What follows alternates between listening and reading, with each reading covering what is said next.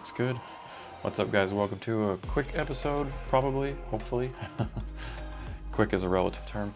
So I get asked this a lot, and I figured it was a good time to talk about it because we have some settings I want to go over.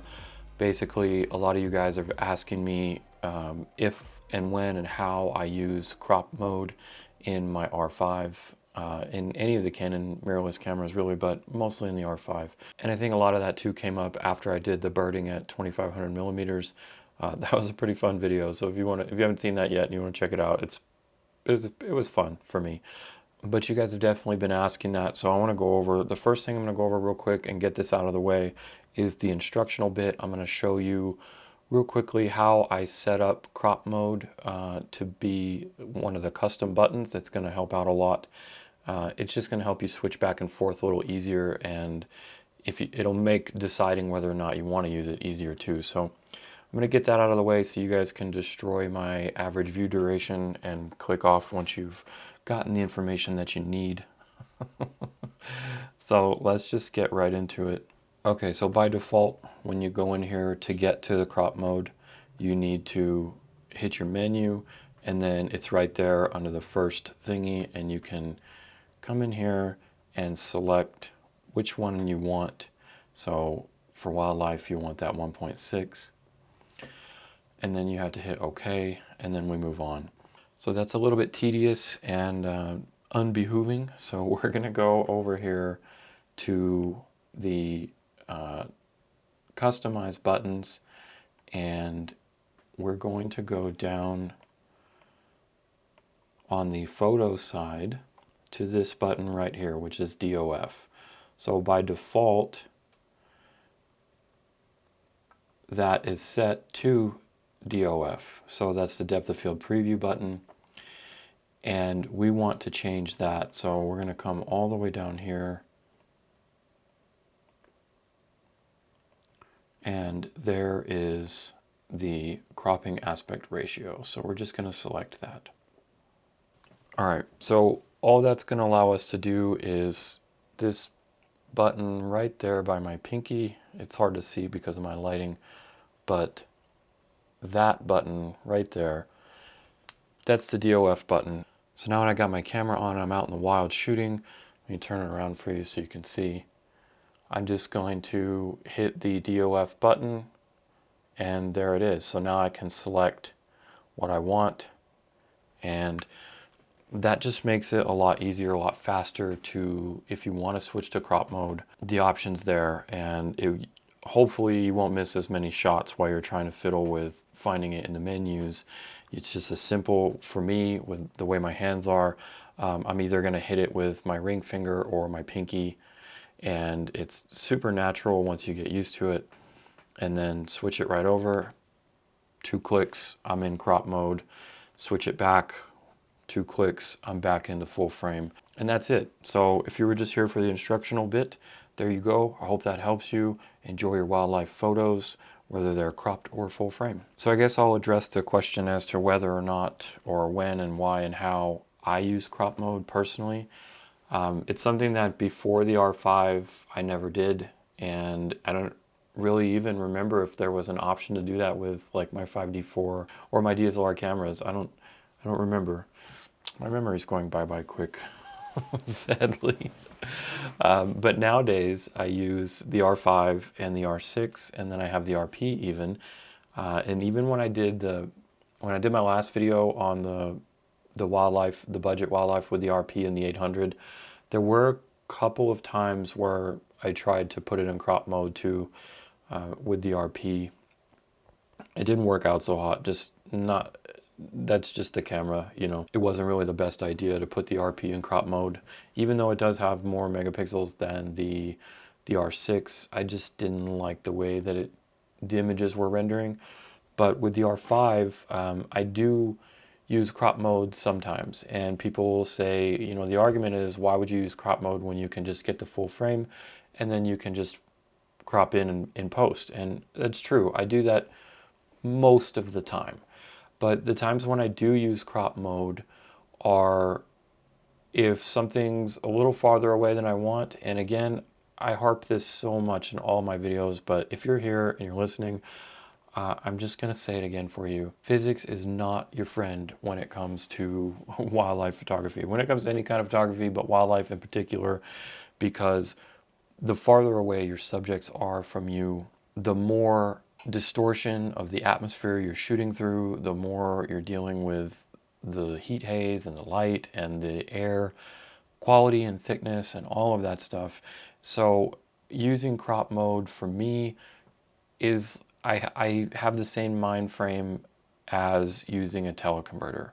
So a lot of people say, well, you don't need to use a teleconverter, you could just put the R5 in crop mode and boom. That's true. However, you're going to have the same problems with, if you're in Yellowstone and you're trying to shoot a wolf and it looks like a little black blob like this big in the screen, putting a teleconverter on there or putting it in crop mode or putting a teleconverter and putting it in crop mode, none of that's going to help you. You're just going to come out with crappy images. Same thing with if you're shooting a bird across the entire pond and it's like this big in the image, putting those things on, putting the teleconverter on, turning crop mode on, it's not going to help you. Just don't do it unless you just want the environmental landscape image. Don't do it. You will make yourself sad, I promise.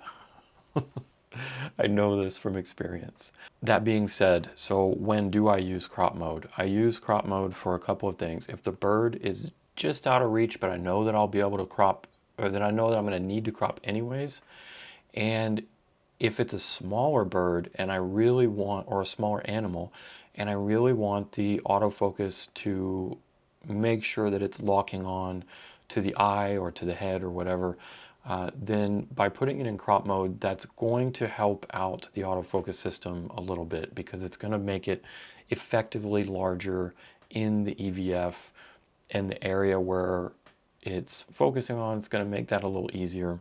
But I don't find that always necessary because with the R5, I've just found that it locks on the IAF, it locks on to, not the eyes, obviously, the farther back you go, but the head at least, and it does that quite well, better than I would expect for the distances that I'm seeing. So that's not a huge determining factor for me, but it is there when I think that it might be. And then basically, like, if I know that I'm going to be cropping anyways, and I have the idea of the crop in my head, then I might go ahead and switch it to crop mode, especially with having the custom assignment for the crop function being really able to, if the bird's not moving a lot, or if the animal's not moving a lot, then what I'll do oftentimes is I'll take the opportunity to do both. So I will grab the shot in crop mode and then switch it back to full frame and then grab the shot and see which ones I like, because maybe I'll have decided that I didn't want to crop in as much as the crop mode did. That way I can still crop in a little bit, but then I can still have a little more resolution, so I have those options. That doesn't always work with wildlife. You don't always get those options. However, when the situation presents itself, I will do that. And it's a lot easier to do that if you have it set up with your custom functions. You can just switch back and forth really quickly. I hope that helps, or at least gives you a little bit of insight into my thought process for deciding whether or not you're going to use crop mode.